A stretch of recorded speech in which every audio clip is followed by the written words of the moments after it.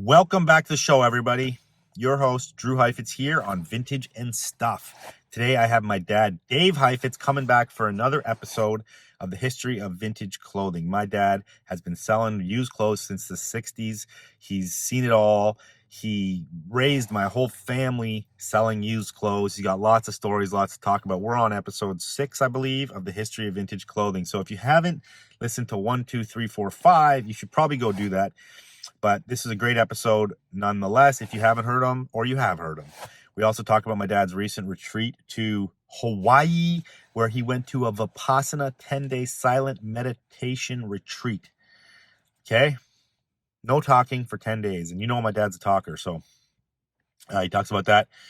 And then we kind of get into the chapter of his life where he moves to Toronto, meets my mom, opens up a store there, and eventually has us kids in Canada. A couple quick announcements. This weekend is the Bid Stitch Flea in Pasadena, California, April 1st. Check the Bid Stitch page or my page for details. I'll be out there. It's going to be a great time. This is the number 2 Bid Stitch Flea in Pasadena. Then the following weekend, we have Inspiration LA and then also the Rose Bowl. We'll be out there for that, me and Jesse. Something new here on the channel. If you're watching this on YouTube, there's a button down there, a thank you button. You can now support the show by just clicking that button, throwing me $2, throwing me $5, throw me $50 if you really like the show.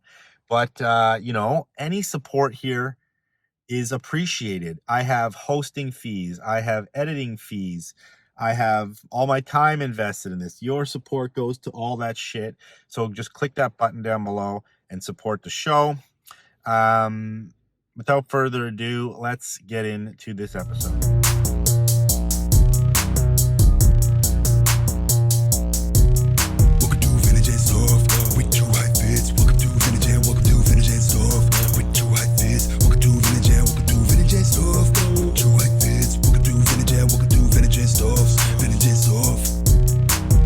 We got vintage clothing by the rack, yeah. Just check out my Insta, how you gon' argue with that?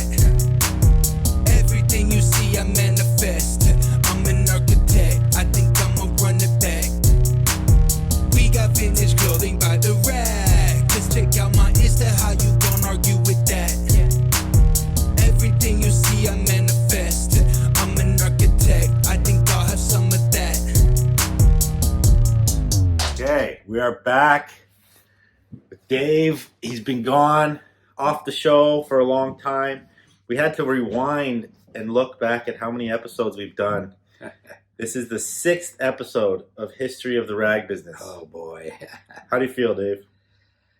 Oh, I just finished a 10-day silent retreat in Oahu, Hawaii, and kind of trying to adjust back into normal life. It's been a couple of days taking my time, but I'm getting back there.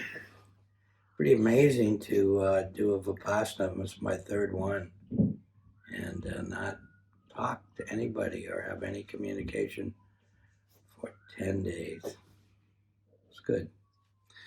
Yes, 10 days. This is, how many times have you done this? 3. So let's explain to the people what this is. Make sure you speak up, by the way. Oh, Vipassana is a Buddhist group that a guy named S.N. Wanka started.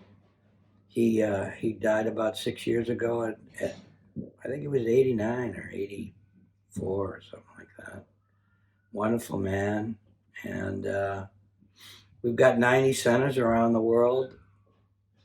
All the seminars and retreats are free.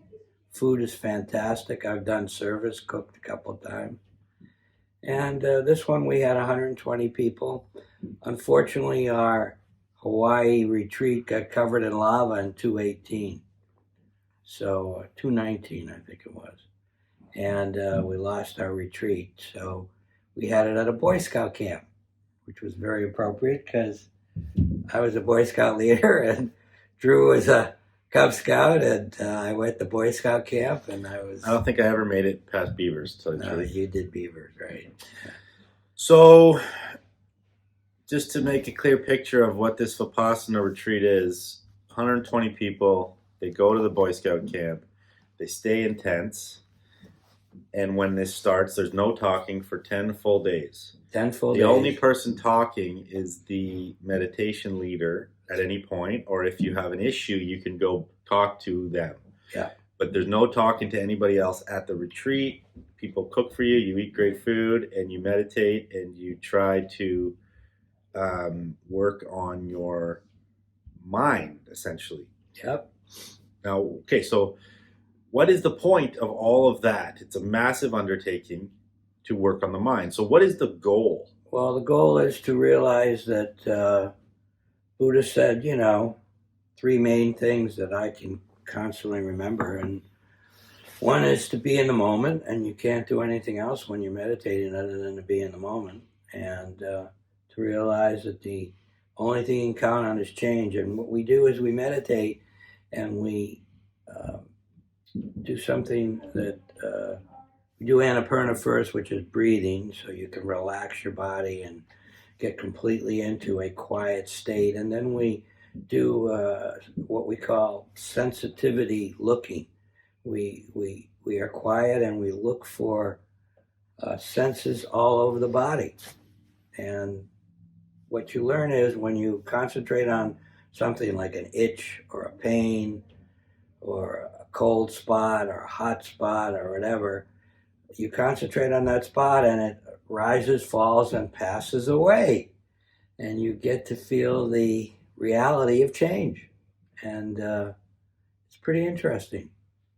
So, and it calms you. Yeah. So do you think that the reason that... So by the way, guys, I've never done this, and I only know about it from my dad here. I've hardly done any meditating in my whole adult life. So do you think that the reason that exercise is there is to also then learn how to identify a feeling from an emotion? Because you're talking about a physical feeling. Physical feeling, yeah. But we also receive physical feelings from emotions. Correct. And from our mind. Correct. So do you think that exercise is there to identify when we're having a physical reaction to our mind? Well, the point is to be equanimous, which is not to react, and to watch the sense rise, fall, and pass away. And so one of the things that's really important is to stay equanimous. Don't get attached to it. Word of the day, equanimous. Equanimous, yes. I could guarantee 99% of you never even heard that. There you go. You're welcome. Equanimous, yeah. I'm not very good at it, unfortunately, I must admit. I'm a reaction machine, and somebody yells, I go boo. Or somebody says something I don't like, I react to it or whatever.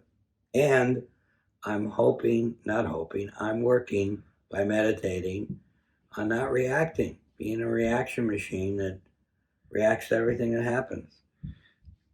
Yeah, why is that important? Because when we react, we often react out of instinct and not out of and not very thought through. We don't really think it through, and then if we don't think our reactions through, we end up doing things that are counterintuitive to the outcome that we want to receive. Exactly. So if you react out of instinct all the time and you're just a reaction machine, you're going to do things that you regret, and you're going to do things that don't cause the outcome you are intending, and you're going to cause problems with people around you. And oftentimes we think our intuitive reaction is actually the complete opposite of what the better reaction would be in that scenario and create the outcome that we want. Cuenca says there's 2 reactions. You desire something or you want to avoid it. And he doesn't call it desire and avoid, but that's what I call it right now. So, yeah. And we are working towards peace. Yes, you want peace. So the next question about this Vipassana and Buddhism and meditating in the first place is the balance between Buddhism and the warrior spirit. Wow. So this is a question because I know you're my dad, and I know you have the warrior spirit. When I say that, I mean, um, take, punch first, ask questions later, or, Wow. take no prisoners, or, be ruthless in business, or those are the warrior things. And then Buddhism things or Buddhism mentality is be kind and loving and nurturing to every living being, regardless of anything, Yes. right? There's 5 precepts. One of them is no killing, no sexual misbehavior. What does that mean? Well, if you're married, you don't cheat on your wife. Okay, Or yeah, those fair. kind of things. If you're You can committed. get nasty. Just do it with your significant other. Yeah. And no killing, as I said, and no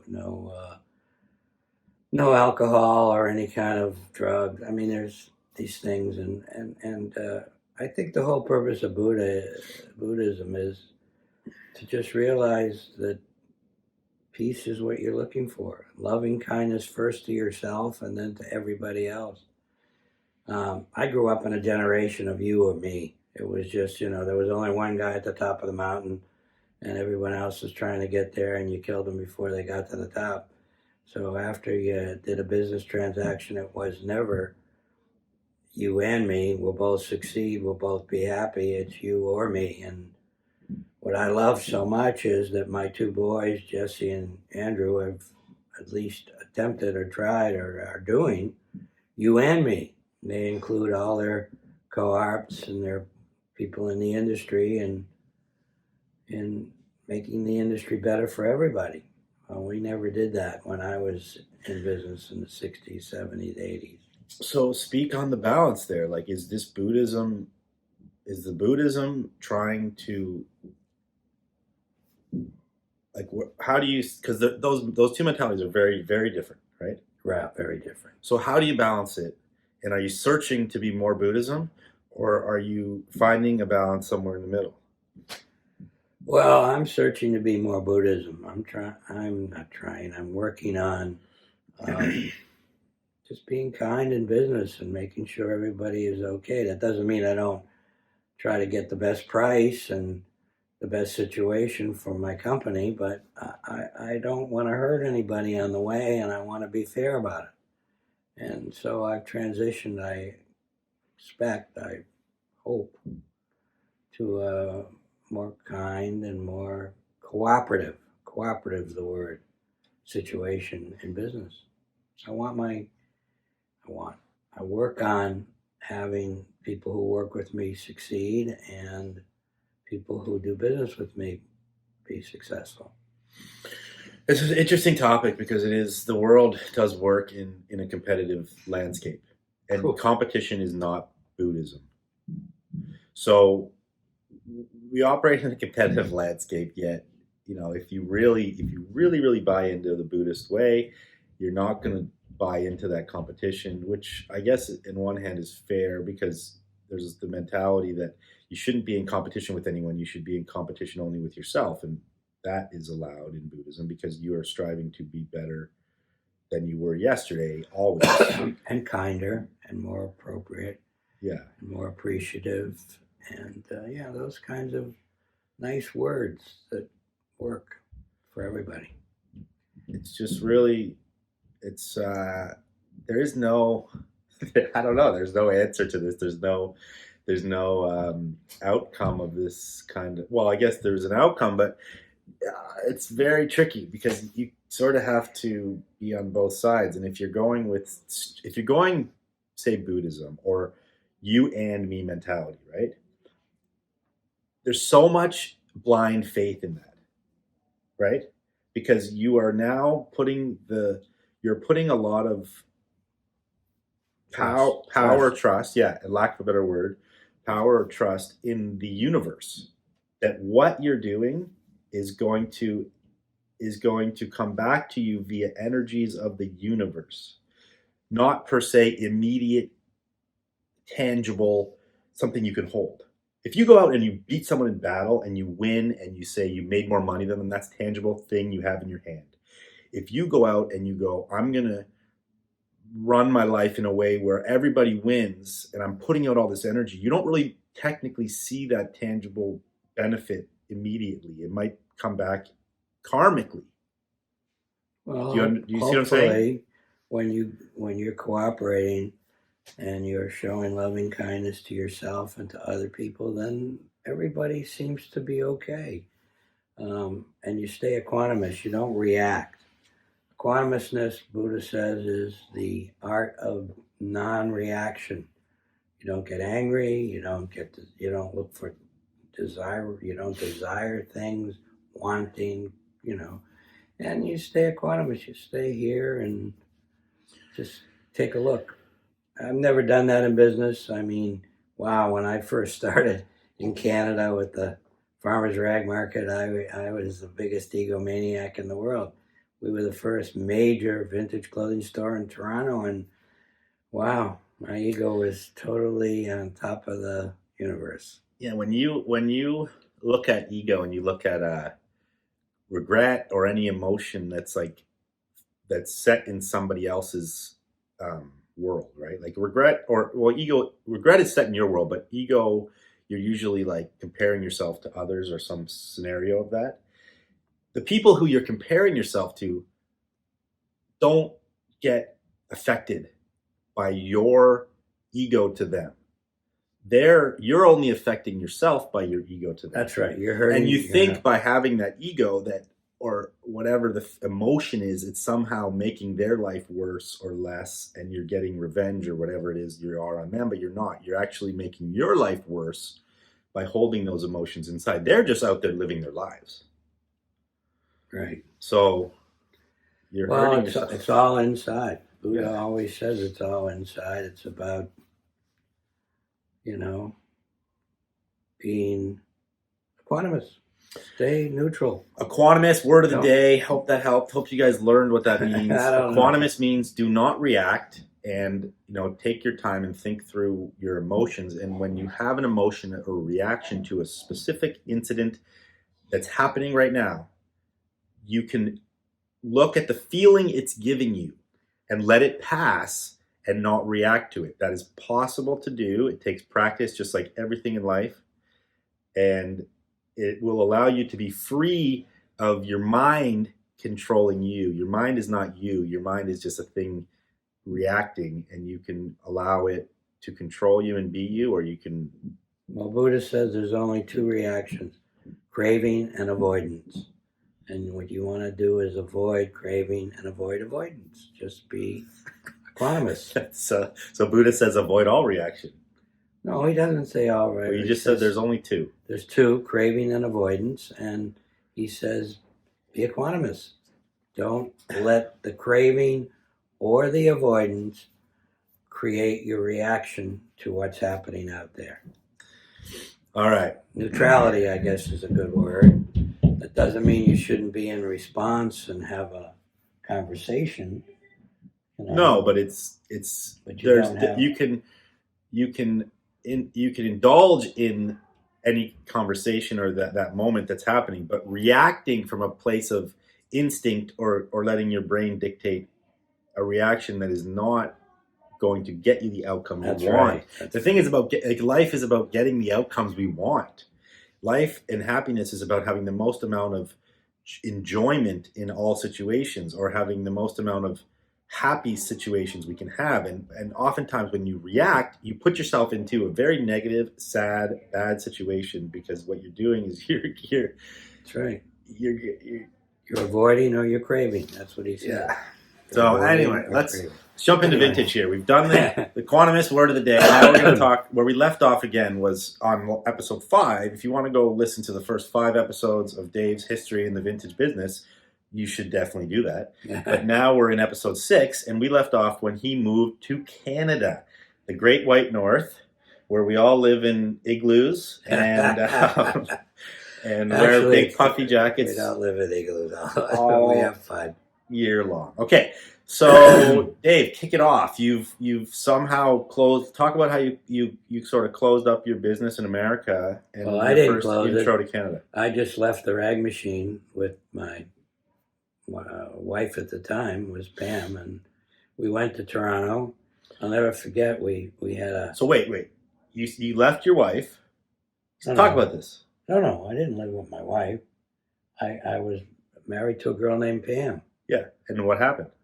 We moved to Toronto. Pam came with you. Yeah, we left the rag Okay. machine, and we took 200 bales of clothing, which we stuck in my barn in Kutztown. PA, Pennsylvania. Yeah, not Kutztown. It was in PA. So you left the rag machine to the partners, Yeah, which was who? yeah, Marty and Jack. And did they pay you out? They gave me 200 bales of clothing. Okay. Amicable. Yeah. Was it amicable? I was happy. You know, Were they happy? Yeah, they were happy. I left them, and I had a big white truck. It was a box van. It wasn't a van. It was a big white box van, truck. Cube truck?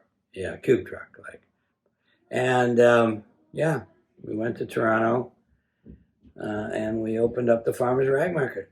And we were very, very successful. Okay, you gotta rewind. You gotta get more details here. More You can't details. just jump from we moved to Toronto and opened up the Rag Farm Market. Why the heck did you move to Toronto? Moved to Toronto because Pam's uncle, he was a president of a big, like a Shoppers Drug Company. Actually, they were Like a department store? No, they were drugstores. Okay. And we So you got came up to visit him or something? No, we got sponsored by him. Oh, because this is the 70s. What year is this? 1970. So obviously immigration is a lot looser back then. It was probably pretty easy. Yeah, there was a few things you had to have. One, you had a college education, which we both had. I thought you dropped out. Well, I never finished. I had one course, but I had a college Enough. Enough. Okay. You had to have, a certain amount of money in the bank, and you had to show them that. So I brought my bank account, savings book, and you had to have a sponsor. That was the important thing. And we had a sponsor. We had Pam's uncle. Oh, Tamlin Drug. And- He ran a company called Tamlin Drugs, which was bought out by Shoppers. And he was quite a prominent guy, and he gave us a letter. That's sponsoring awesome. us. So We got to the did border. you come to Canada before you decided to pack up and move? I think we did. I'm not sure. My memory is not what it used to be. So I think Mom, your wife, has said that you came with her to someone's wedding at some point, and you thought it was awesome in Canada. So you decided, you went home, you made the deal with your partners, you got the bales, and you came back. Probably true. It's probably true. I don't remember it, but in your brain or in your memory of what you can remember about this, do you remember the feeling, the vibe? Why Canada? What about Canada made you think, I want to move there?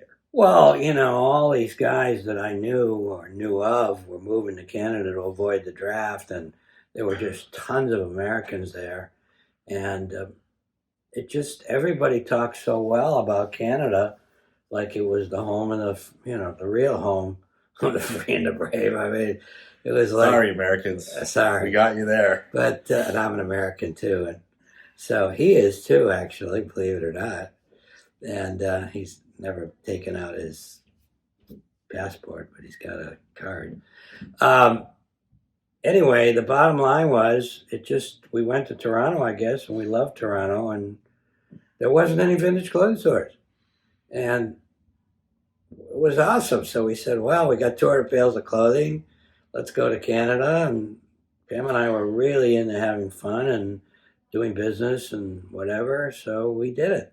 We went up and we found a bank. It was an old, I think, CIBC bank that had been moved. They moved it. It was kind of awesome. It was 3,500 square feet. It had two big walk-in vaults that they used for people to have their boxes, the rental boxes, and for the money and cash and all the important liquidity stuff. And we rented it.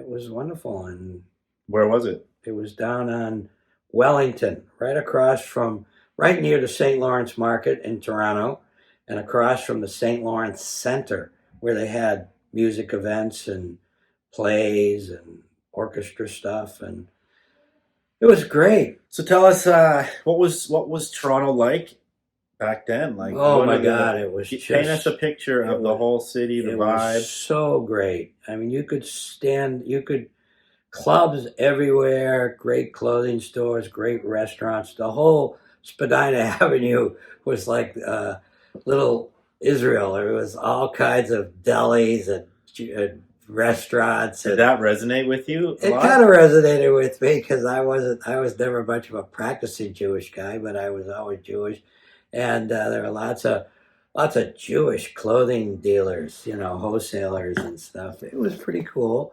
Young Street was amazing. You could walk Young Street at 3 in the morning. Everybody was still out. There were clubs everywhere. It was a great town.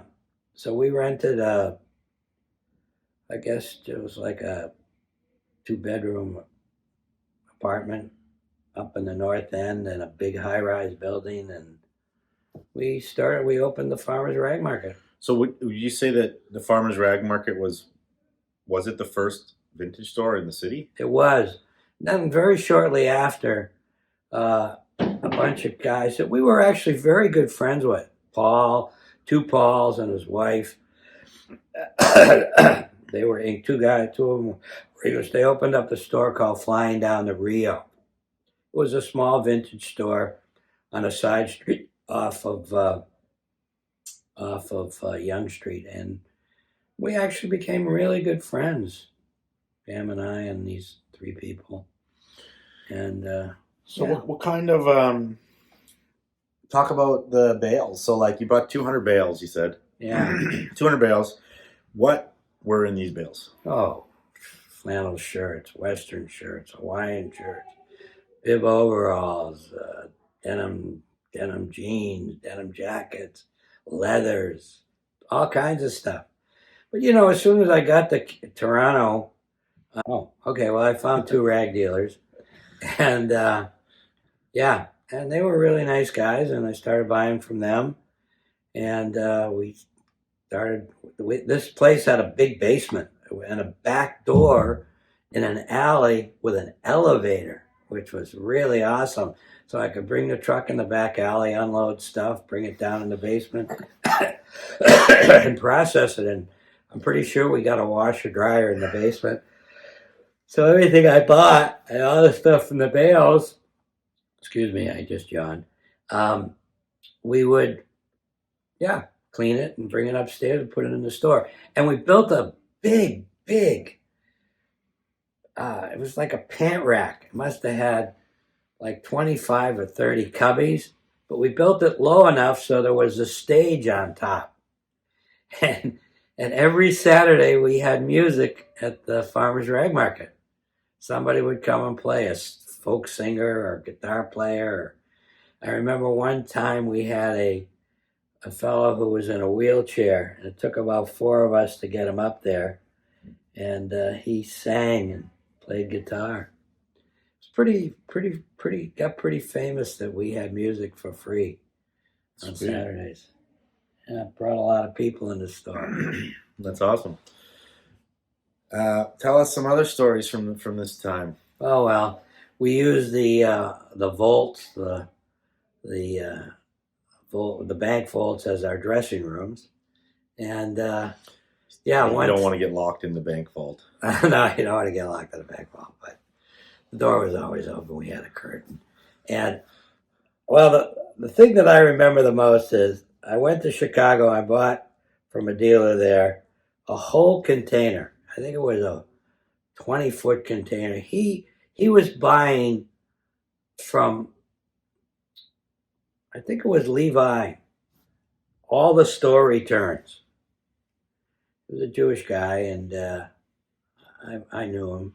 And I used to do the ASD show, so I knew him from the ASD show and stuff like that. But what's the ASD show? Associated Surplus Dealers. I think I met him there. Well, about a year or so into my Farmers Rag Market, I bought a container of Levi jean returns. A lot of them were like new. Someone would, if you bought a Levi jean and it didn't fit, you could bring it back, but they didn't resell it. They sent it back to Levi. But also, was it seconds too? It could have been seconds. Yeah. So like, if something doesn't pass the factory QC quality control, it goes into a seconds, which could be just like a discoloration or one thread being like weird. Anything. It could be very minor. So usually this product's like completely wearable. Yeah, if they're wearable, or it came back with a small stain or whatever. So yeah, I was advertising on Chum FM and CFNY. Actually, Chum FM at night, I bought like a 60-second spot for like $5. So from midnight to 6 in the morning, I was advertising Farmer's Rag Market. It's actually that cheap. Yeah. $5. Oh yeah, because in those days It's so funny. I looked into doing radio in Squamish, and it's expensive. yeah, I think it was like it was in the $60. thousands. No, it was thousands. Thousands. But you have to buy blocks. Wow. So like you buy like a 2-week block, and they say like you're gonna get this many shout outs, but you're talking thousands of dollars. Wow. Well, it was dirt cheap. And then I started advertising on a station. It was Chum FM. Anyway, I advertised on Chum, and wow. We sold them. Levi's at that time at the store, brand new Levi's, were like $19.95. And I advertised these store returns for $7.95. And I'll never forget going to the store on a Saturday, which was the day we advertised. If we advertised on Friday, there were like a couple of thousand people lined up to get in the store. It was the most freaked out, excited. I've never seen anything like it. I had to call 2 or 3 of my employees in to help us that day. It was just crazy. We did sick money. I mean, we sold, just kept going and going and going and going. We sold a whole container of these Levi's in about a week. It was serious money. That's awesome. Yeah. So then did you try to go find more returns? Did you ever get another hit like that? No, that was the only hit I ever got. What about wasn't there a hit up north in Toronto where you bought a bunch of colored Levi's from somebody? Didn't you go on the radio at one point and advertise that you were buying? No, we didn't buy because we didn't want to buy. We didn't want people coming in the store with. No, but you didn't. Someone found you on the radio from or maybe they found you on the radio from that ad or something. No. Here's what happened. I bought out a dealer, a wholesaler of clothing in Ohio, and in there, this guy had women's colored Levi's. Yeah, Levi's had a line. It was called Street Brights. That's the one I know from. That might from have the late 70s or early 80s. But they probably they probably put out colored Levi's and 501s before that too. And they were really crazy colors. They were like yellows and lime greens and light blues and reds and yeah. So I got those. I put them in the store, but there were way too many. And so I sold them to Canal Jeans. I sold them to Ira Russick and Harvey Russick. Ira ran Canal. Harvey ran, can you believe it? His brother opened up another store to compete with his brother. They never got along. They had 2 big stores on Broadway. Well, anyway, I sold a lot of these jeans to Harvey. I had some from my store. Yeah. That's awesome. Yeah. No, I sold them to Ira. Harvey had the other store. Yeah. Wow. Ira was a pretty good guy. I was quite friendly with Ira. It was a famous store in New York, boy. So Canal Jeans was rag or new? It was rag and new and everything else you could think of. It was a huge store. Maybe 20,000, 15,000 square feet. Just one store? One store. Just a big store. He later opened a second store in Brooklyn. And that was pretty successful. And whenever I found more than I could use, I'd sell it to Ira. He was a pretty good guy. He always paid me. That's the important thing. Yeah. Wow. Okay, so Mom was reminding us of this weird story that you met or got a call from Yasha Heifetz? Oh yeah, well, I didn't get a call. When when Marty and I and Jack did the first boutique show um, in San Francisco. It was the first West Coast boutique show. We had already done a couple of boutique shows in New York City at the McAlpin Hotel, and then they decided they were going to open up a West Coast boutique show, and I did the boutique show. And at that time, no one was selling used clothing, especially used funky clothing. And so the San Francisco Chronicle came to the boutique show, and they did an article on the boutique show. Well, for whatever reason, we were probably the most unusual company there, the Rag Machine, selling used blue jeans and used leather jackets and used Hawaiian shirts and stuff like that. Which, by the way, no one else in America at the time was doing that. And they took our picture, Marty, Jack, and Pam, and they put it on the front page of the San Francisco paper to talk about this first boutique show in San Francisco.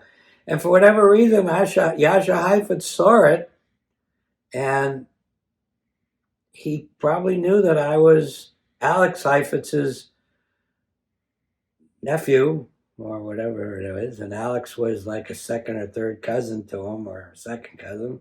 He wrote me a letter. It was so exciting. So I don't know, I might still have it somewhere buried away. Yasha Heifetz, for those that don't know, is maybe the best or the most famous violinist of all time In the world, yeah. in the world. Yeah. So we are somehow related to this man.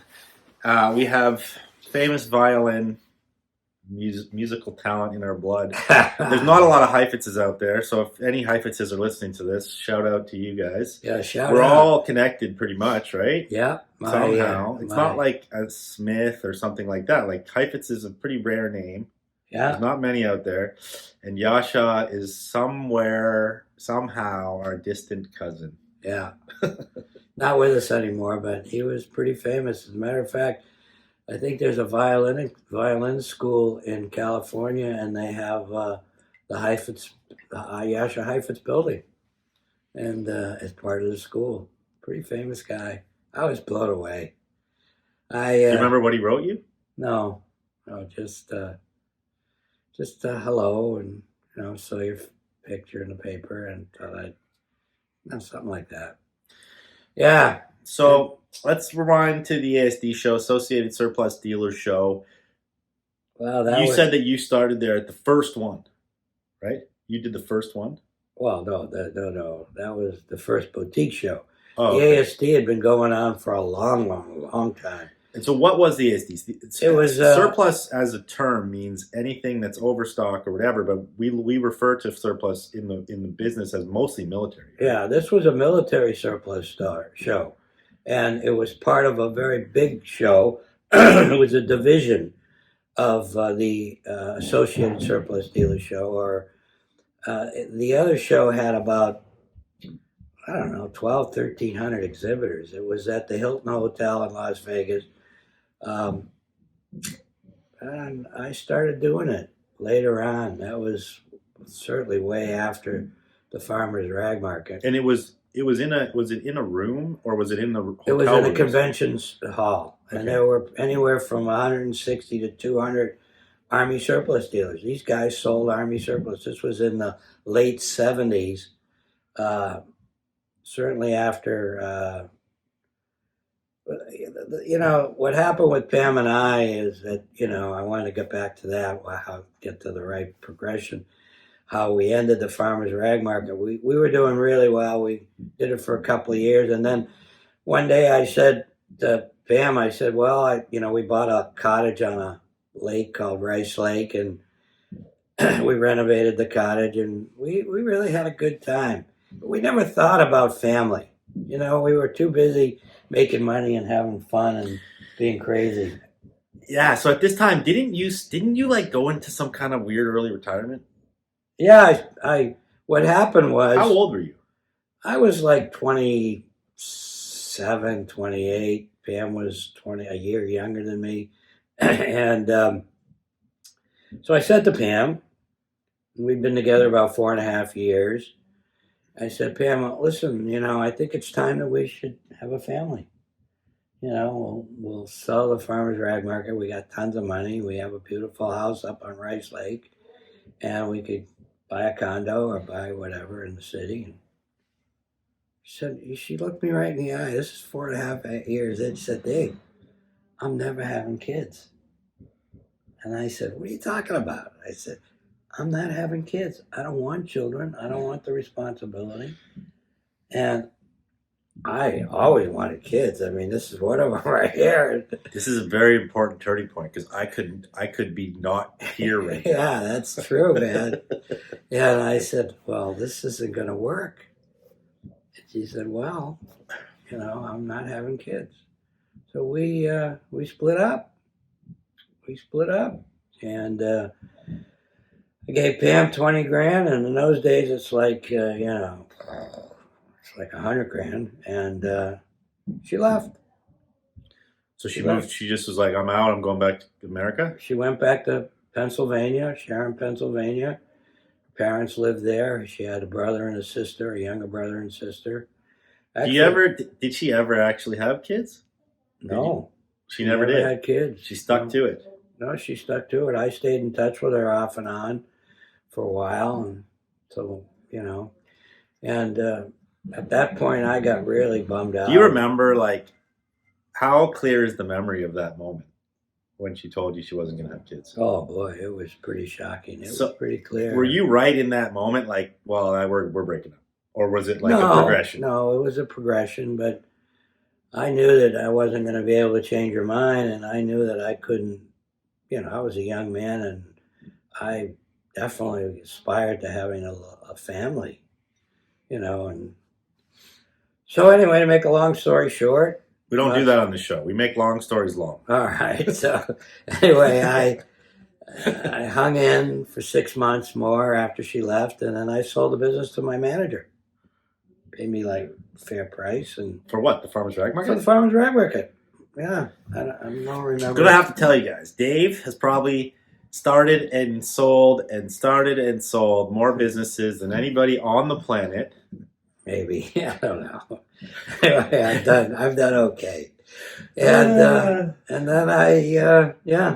So hold on. That's like, you can't just jump through that massive hoop. Why? You are staying in Toronto.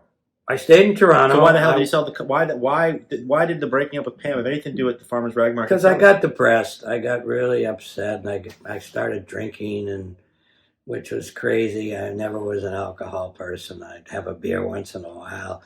I'd smoke a joint once in a while because I was I was a hippie. And so here's how I met my wife, who we just celebrated. Well, we didn't celebrate, but because I was at the Vipassana thing, but we just had our 45th wedding anniversary, and and she's also upstairs right now with kids. You can hear them stomping around probably. She's going to come on the show. She's agreed to come on the show soon and talk about probably a lot of her side of this stories we're talking about now, but also creating of Ecofiber that she was the CEO of, and founder, president, all that. So stay tuned for that, but continue. By the way, hey guys, look at the left-hand corner. That's an old picture of John Lennon, who is absolutely my unattainable, untouchable hero. I love John. I loved him and Yoko. I loved everything he represented, everything he said. And I cried like a baby when that idiot shot him in New York City. It was just one of those really low points in the 60s. Shot John F. Kennedy, Bobby Kennedy, Martin Luther King. John Lennon shot. He got shot in the 70s, but whew. Anyway, back to what happened. So I had a friend named Eric, and he owned a store a health food store at the time called Goldberry's. And we were quite good friends, and he later hung out with Mom and I.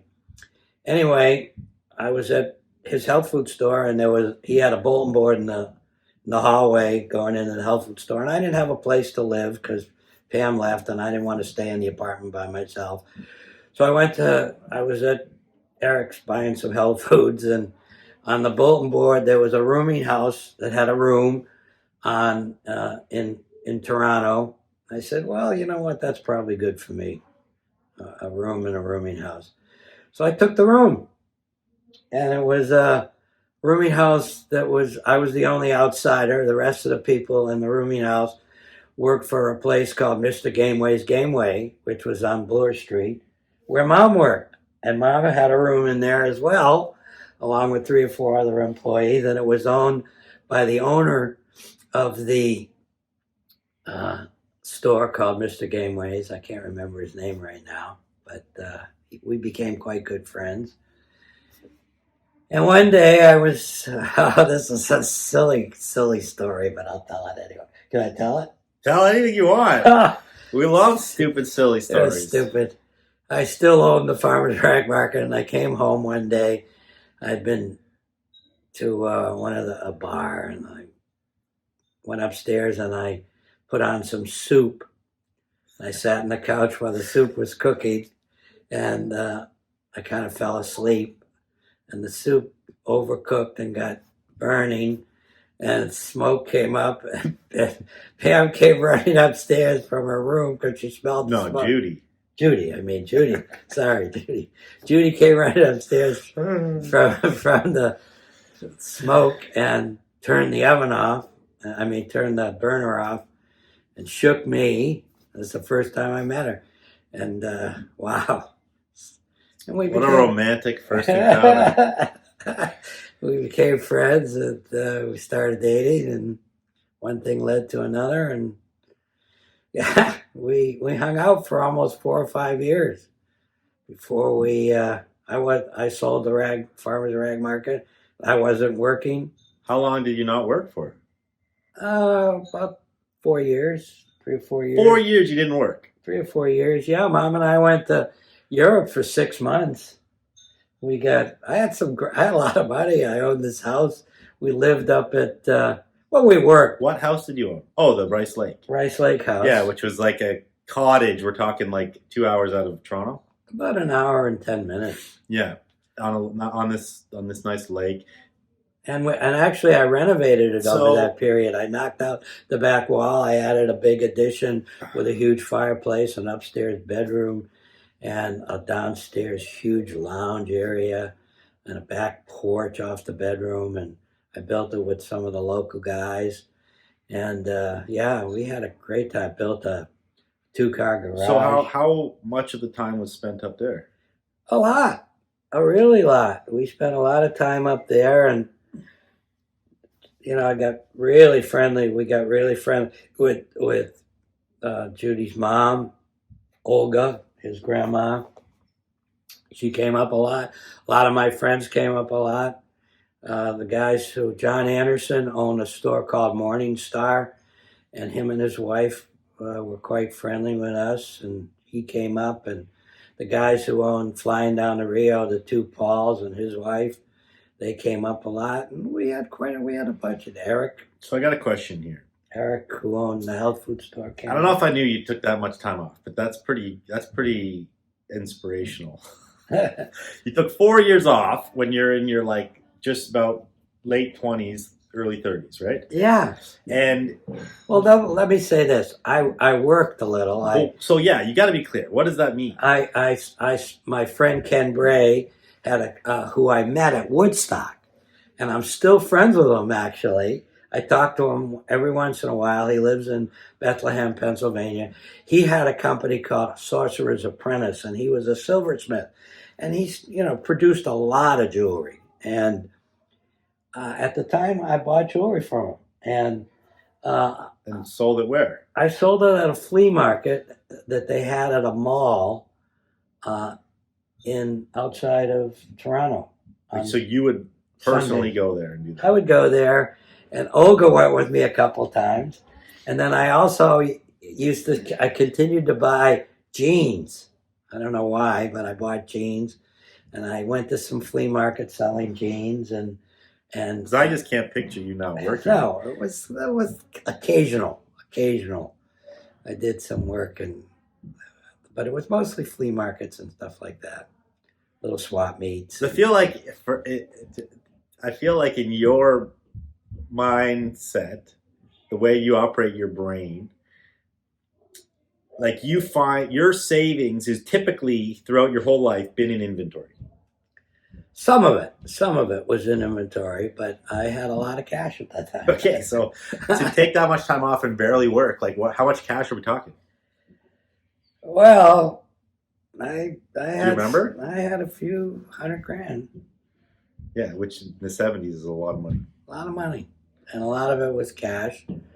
And Did you ever think like you were? And I wasn't a citizen then, by the way. I was a landed immigrant. But you could still have a Canadian bank. Yeah, I had a bank account, and I had, yeah. Did you ever think in that time period that you would never go back to work? Like, was there ever times when you're like, I'm done for my life? No. You knew one day you were going back? Oh, no, I knew I'd go back, for sure. Absolutely, for sure. And I did go back. You know, I slowly went back to wholesaling, and then, I met my partner, Larry Horak. So let's talk more, though. We don't want to jump too far ahead. Actually, talk about what? Yeah. What? We did work. You and me and Pam. Mom. Me and Judy. Me and Judy. Judy, she's going to be pissed. I'm sorry. Me and Judy. I'm sorry. Pam's gone. We'll give you a pass because of your brain capacity these days. Yeah. Judy and I, we did a bunch of stuff. I can't. You should ask Mom. Okay, we'll get Mom's take on this period during her episode because this will be very good to compare. But let's jump into this Europe trip. Oh boy, we had such a good time. We packed up a couple of bags of jewelry, and we took a boat, the Stefan Batory. It was the Stefan Batory. It was a Russian cruiser out of Montreal. Oh my God. Jude and I we were having real fun. We were getting along amazingly well. We spent a lot of time up at the cottage, and we just had a good time together. And we decided we're going to go to Europe. I had the money, so we got on the Stefan Batory. We booked it. We took a train, I think, to Montreal, and we got on the boat. It was 3 weeks across the ocean. We made some great friends. They had a couple of clubs on this boat. Every night we would go to the clubs and listen to music, and they had a gym and they had a swimming pool. And it was I don't know why they ever decided to take it out of service, but we loved it. And we ended up in Rotterdam, Holland, and we said goodbye to our friends, and we went right away and bought Mom will remember what it was. I think it was a small Ford car. I nicknamed it. They had Fords in Europe at that time? It was a U.S. car. Okay. I'm pretty sure. I nicknamed it Tio Pepe. So we bought Tio Pepe, and we had a ball. We just went around Europe. We went to London. I think we went to London. We went to Amsterdam, but I think we went to London first. And, And I've heard stories that you guys were kind of just cruising, having fun, but then you also brought the jewelry. Yeah. We at occasion laid out the jewelry at different places. And one place I remember distinctly was the Ponte Vecchio Bridge in Milano. Yeah, we went to Milano, and when I was part of the rag machine, we sold blue jeans to a guy named Mom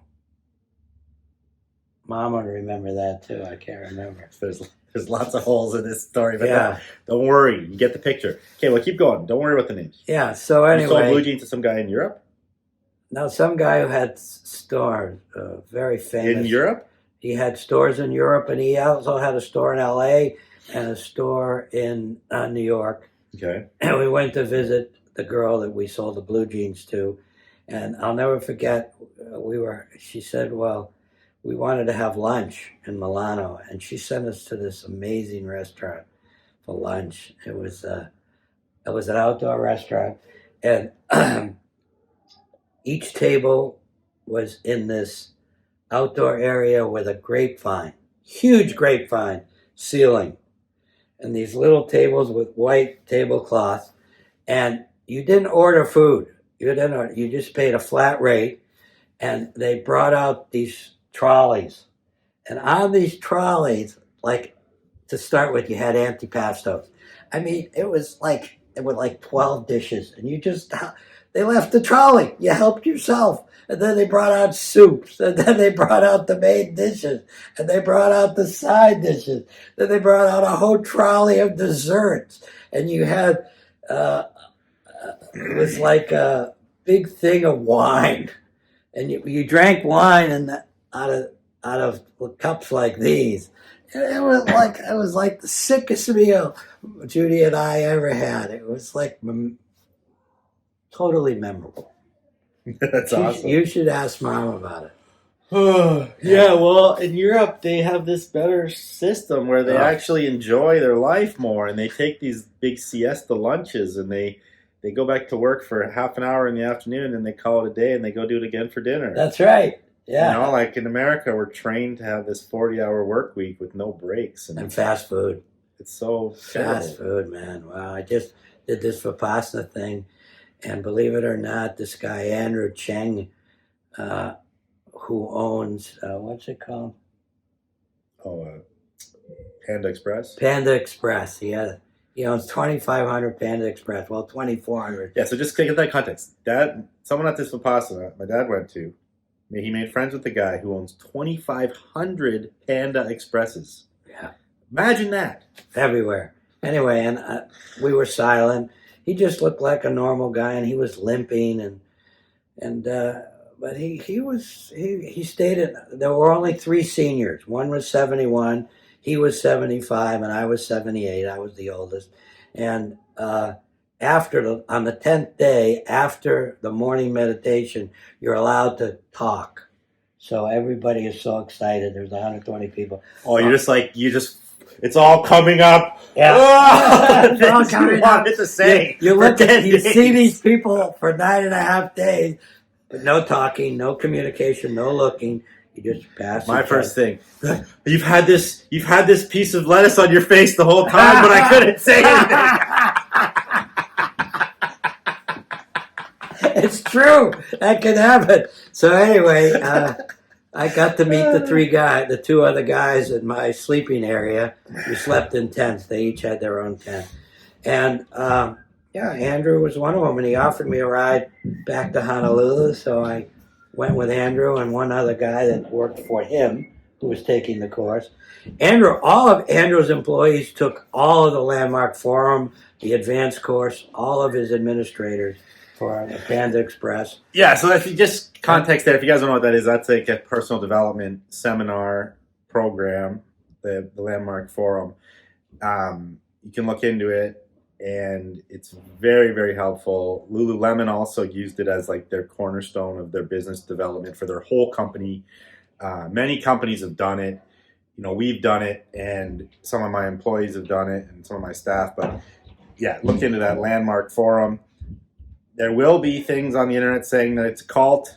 It's not. No, as a matter of fact, it's so many famous people. You could say Vipassana is a cult. You could say everything. The Christian church is a cult. You could say anything's a cult. But just do your own research and check out if you like it. Continue. Oh, and by the way, Buddhism is not a religion. I want you to be really clear on that. It's a philosophy. And Buddha always said, even till his dying moment, do not listen to me. Go inside. Okay. Go inside and look at yourself. That's where all the answers are. And he, if the stories are true, which I assume they are, he helped people right up to his last dying day under that Bodhi tree or Bodhi tree, whatever it was called. So finish your story. We're going to finish this quickly because I got to get going. we'll get Dave on for another episode. We want to finish. I want you to tell them about the rest of your trip in Honolulu. Oh yeah, on my Honolulu trip, I went thrifting. I went thrifting. It was so much fun. They have a seniors day at a couple of these thrift shops where they give 30% off, and and their prices are already pretty reasonable. And so I found the best 2 thrift shops in Honolulu, and I bought Hawaiian shirts, and I took my 30% off because I'm over 55, and I packed them in bags and paid the extra freight and brought them home. Yeah, he bought 3 huge duffel bags worth. I was very impressed. The quantity that he got. He probably got, what, 200 shirts, 300 shirts? Oh, I got well over 350 shirts. 350 shirts he got in 2 thrift stores in 2 different. So if you went to 2 thrift stores twice each, and you got 350 shirts. Yeah, that's an epic haul by anyone's standards. I had fun. It was fun. I went around. I rented a car after the Vipassana. Before I was only there for 1 day, so I just walked around Waikiki. I didn't like Honolulu that much because it's a big city, very, very, very busy, and but the island of Oahu was lovely when you got out of Honolulu. Yeah. It was really lovely. Lots of surfing, by the way. Yeah. So let's finish this episode. We ended with your trip to Europe. So for next episode, talk about more of that. Well, that was a great trip. We can pick up in the Europe trip and then back to Toronto, and there's lots more to talk about. We're gonna get this done all the way to present day. Oh, really? We want 100th episode. We want to end it with some wise words, Dad. What do you got for the people? Oh, we need a new Daveism or 2. Try to avoid craving, and look inside. Work on loving kindness for yourself, and then loving kindness for other people. And I'm talking to myself, by the way. I'm not the greatest at this stuff. And well, this is the beauty of it. The reason we share it is to remind ourselves that we're doing it or we're working on it. Like, this is the thing that I share is the same reason. I'm not sharing it because I'm perfect at it. I'm sharing it because you want to share it and remind yourself that this is what you're working on it. And if you have a chance to take a Vipassana retreat, do it. They're free, absolutely free. And we have 90 centers around the world. So good luck and be happy, not crappy. All right, there we go. All right, guys, thank you for tuning in. Much appreciated. As always, go check out FisandFrankVintage.com if you want to shop for some vintage. Also, got to give Frankie Collective a shout out. If you guys know or watch this channel, I am the COO of Frankie Collective. We are one of the largest rework vintage companies on the planet, and we are growing. We just moved into an amazing new facility. Lots of cool plans in the works. We're about to throw a big event, party / market. So check out frankiecollective.com. Always dropping new styles on there. Made in Canada, all recycled clothing. So I got the hiccups. Check that out. Thank you for tuning in. Again, if you want to support, go click that little heart button and donate me some money. $2, $5, $10, $100. If you find value in this, I really appreciate it. It's a way to support the show. Shows me that what I'm doing has value to people and motivation to keep going. If you want to sponsor the show, if you want me to do a shout out on future episodes, definitely hit me up. Also, my man Brass Monkey, my man Russ gets a shout out on the show. Everybody go follow Brass Monkey. This man is crushing it out there in the world. He is just a good, solid human. He is the big spender on my Wednesday Easy Live app show.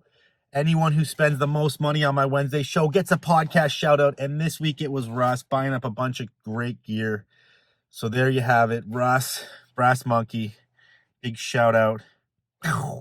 He is a truck driver, I believe, and he went into the vintage business in the last, 5-7 years. And he's been crushing. I could be wrong on that. But everyone go follow Brass Monkey. There you go. See you guys on the next one.